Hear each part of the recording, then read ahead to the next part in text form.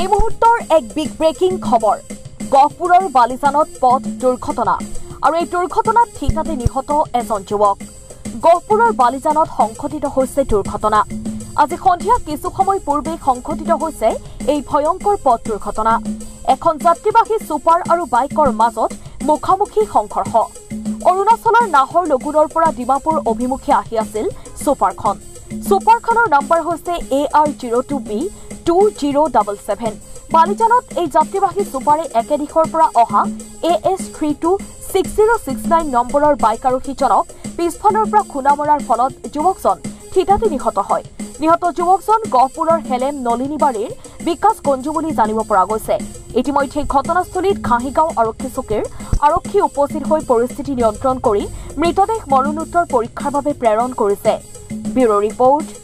Gohpur headlines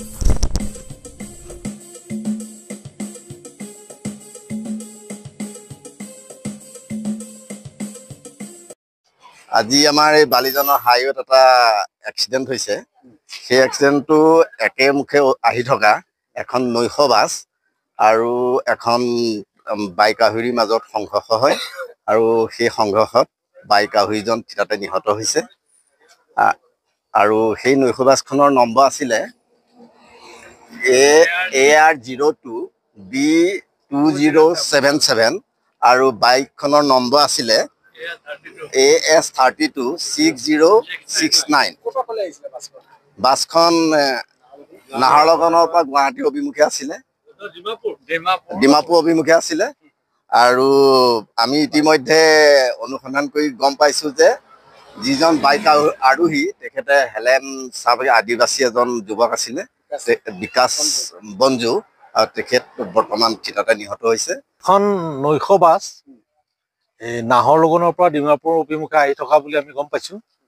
সেই নৈশ বাছখনে আহি এজন বাইক আৰোহীৰ খুন্দিয়াই আমাৰ ঠিক এই তিনিআলিতে বালিজান তিনিআলি পইণ্টৰ অলপ আগতেই নৈশ বাছখনে আহি বাইক আৰোহীজনক খুন্দিয়াই বাইক আৰোহীজন খুন্দিয়াৰ লগে লগে বাইক আৰোহীজন ঠিতাতে নিহত হয় আৰু নৈশ বাছখনো ৰখে আৰু তাৰ পিছতেই ততাতয়াকে খবৰ দিয়া হয় পুলিচ প্ৰশাসনক খবৰ দিয়া হয়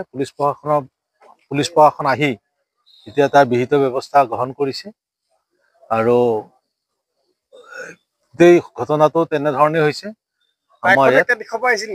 বাইকখনো একে দিশৰ পৰা অহা বাইক আৰু বাইকখনে একে দিশৰ পৰা আহিছিলে আৰু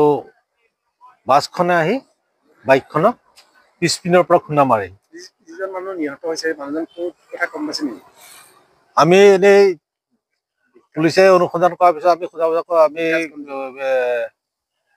মানুহজনৰ নাম বিকাশ গঞ্জু হিচাপে আমি গম পাইছো